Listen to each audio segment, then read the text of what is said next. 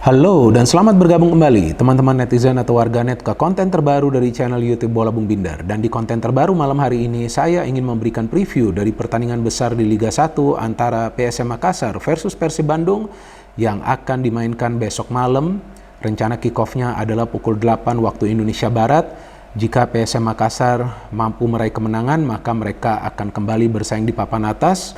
Dan jika Persib Bandung mampu meraih kemenangan, maka mereka akan keluar dari zona papan bawah dan akan masuk ke zona papan tengah. Saya memutuskan untuk membuat konten ini teman-teman karena yang saya mencermati di media digital dan juga di media sosial bahwa euforia jelang pertandingan ini sangat besar.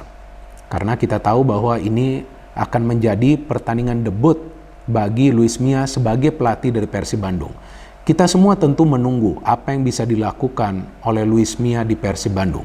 Tentu ini adalah pengalaman yang baru bagi Luis Mia, melatih sebuah klub di Indonesia. Sebelumnya kan dia melatih timnas, beda jauh teman-teman. Melatih timnas dan juga melatih klub.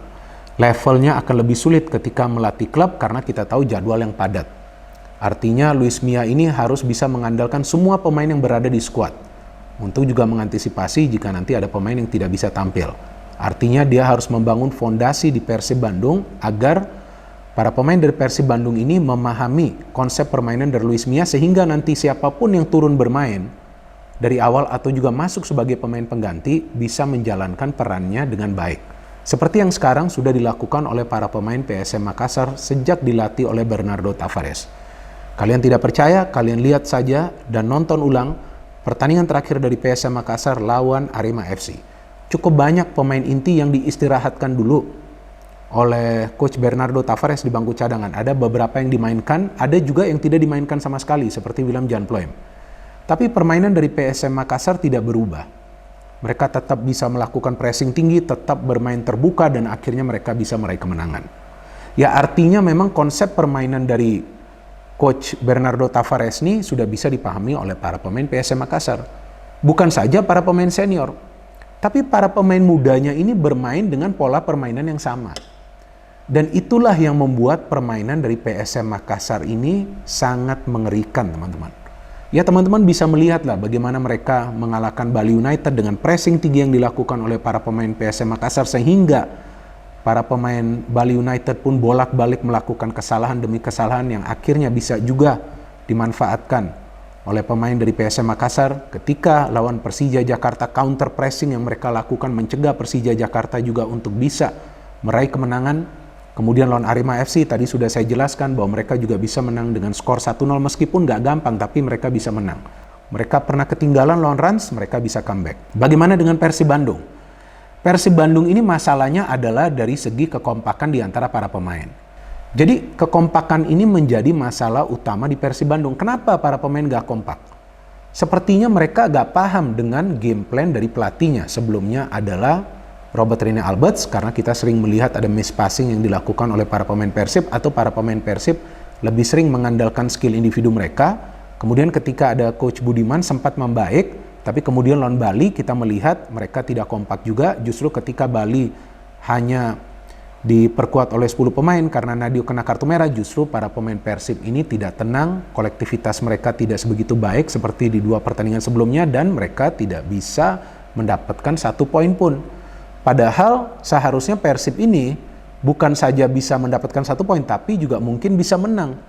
Karena Bali itu sebetulnya benar-benar sudah keteteran. Cuma Bali juga beberapa kali mengandalkan counter attack yang merepotkan para pemain Persib. Kenapa counter attack Bali itu walaupun mereka hanya dengan 10 pemain bisa merepotkan Persib? Karena para pemain Persib itu kolektivitasnya menurun di pertandingan lawan Bali. Tampaknya para pemain itu tidak tenang. Tampaknya emosi mereka tinggi. Sehingga ketika tidak tenang, ya para pemain tim lawan nih dari Bali bisa terus-menerus memanfaatkan counter attack ketika para pemain Persib sudah out of position karena Persib kan keluar menyerang. Mereka ketinggalan kan di pertandingan ini. Jadi kekompakan ini sangat penting teman-teman. Maka itu tugas berat dari Luis Mia adalah untuk membangun chemistry di antara para pemain. Caranya adalah dia perlu membangun fondasi dengan konsep permainan dia.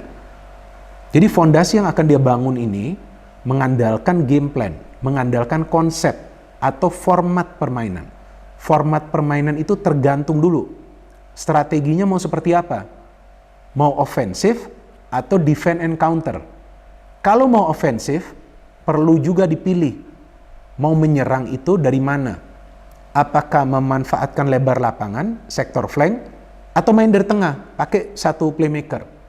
Nah, ini yang kita tunggu nanti dari Coach Luis Milla, apa yang akan dia lakukan di Persib. Kalau kita flashback ke tugas Coach Luis Milla di Timnas Indonesia, nah dia memang mengandalkan permainan dari kedua sektor flank. Jadi akan ada pemain yang beroperasi di sektor sayap atau juga di sektor penyerang sayap yang terus-menerus melakukan pergerakan yang juga disupport oleh dua fullback. Jadi dua sektor ini, kiri dan kanan ini harus seimbang teman-teman.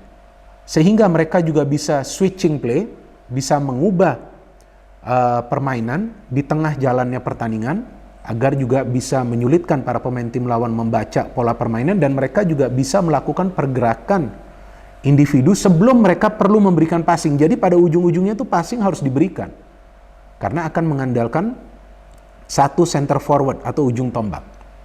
Dan sangat disayangkan bahwa di pertandingan penting ini ada banyak pemain dari Persib Bandung yang absen, seperti Nick Kuipers.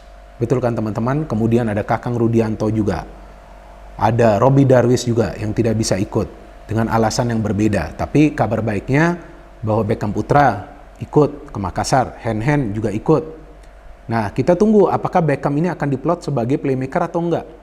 Karena sebetulnya Persib ini ketika dilatih oleh Coach Robert Rene Alberts sudah kebaca pola permainannya.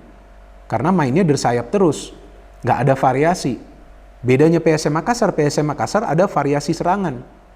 Walaupun mereka juga mengandalkan permainan dari sayap, tapi juga ada pemain dari tengah yang bisa support, yang juga bisa memberikan suplai bola ke depan. Jadi itu yang menyulitkan para pemain tim lawan untuk bisa membaca pola permainan dari PSM, karena ketika mereka terus-menerus menyerang dari sayap dan mereka mengalami deadlock, maka pemain di tengah akan push forward, akan maju ke depan untuk mendukung serangan. Itu yang membuat permainan dari PSM Makassar itu istimewa. Dan itu yang membuat PSM Makassar sejauh ini belum terkalahkan teman-teman. Dan itu tentunya tidak mudah, karena ya kalau kita melihat materi pemain dibandingkan Persib Bandung, kita tahu lah materi pemain dari Persib Bandung ini kan lebih istimewa. Mereka punya begitu banyak pemain yang juga membela tim nasional Indonesia, bukan saja senior U19 tapi juga U23. Namun kekompakan di antara para pemain PSM Makassar itu jelas lebih baik.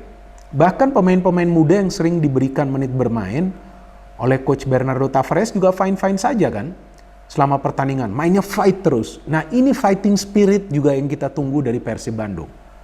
Karena jika Persib juga bersaing di papan atas, Persija juga bersaing, PSM Makassar juga bersaing, Madura United juga bersaing, Bali United juga bersaing, itu baru serunya liga.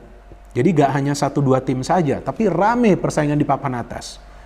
Itu yang akan membuat Liga 1 semakin dinamis. Saya menunggu duel antara dua tim besar ini teman-teman, yang sebetulnya sama-sama punya kekuatan di lini tengah. PSM Makassar dengan Willem Jan Ploem, dengan Arfan, dengan Rashid Bakri. Kemudian ada juga Akbar Tanjung, sedangkan Persib Bandung dengan adanya Maklok, Ricky Kambuaya, dan juga Rahmat Irianto, sepertinya dengan absennya Nick Kuipers, Rahmat Irianto akan bermain sebagai center back, ya Hen mungkin akan bermain di sebelah kanan sebagai fullback.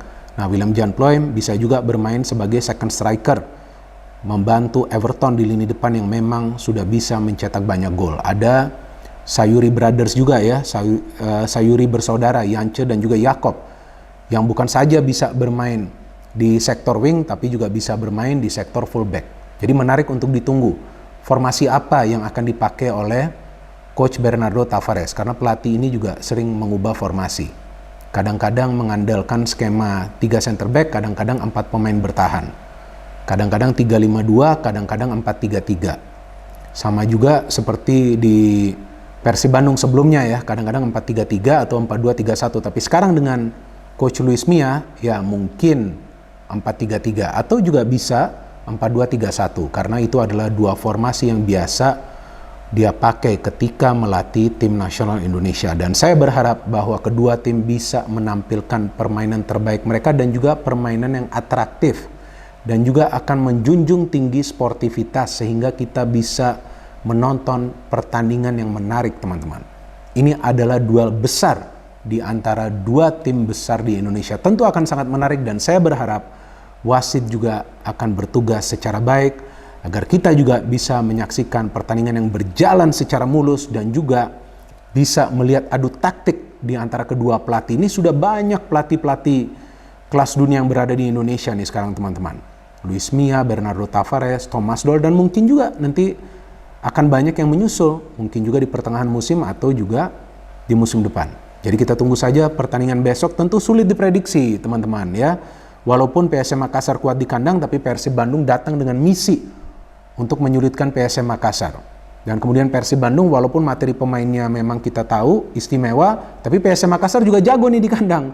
Belum kalah kan sejauh ini di kandang sendiri juga. Nah, artinya ya duel ini akan berjalan terbuka karena kedua tim ingin meraih kemenangan agar mereka bisa naik posisi di klasemen sementara. Dan kalau saya melihatnya sih yang paling penting bagi para pemain dari kedua tim meminimalisir kesalahan atau tidak membuat kesalahan sama sekali. Karena di pertandingan besar seperti ini dan juga yang tentunya akan berjalan ketat, satu kesalahan saja bisa sangat fatal. Dan saya juga ingin melihat permainan yang cepat dari PSM Makassar ketika mereka melakukan counter dan juga permainan yang terbuka dari Persib Bandung yang kita tahu Coach Luis Mia ketika menangani timnas Indonesia itu mengandalkan permainan ofensif. Ya, permainan ofensif ini yang kita tunggu juga based on possession. Jadi berdasarkan ball possession. Nah, kita tunggu bagaimana duel di antara dua tim besar ini, teman-teman. No hate, no politics, only football. Salam sepak bola.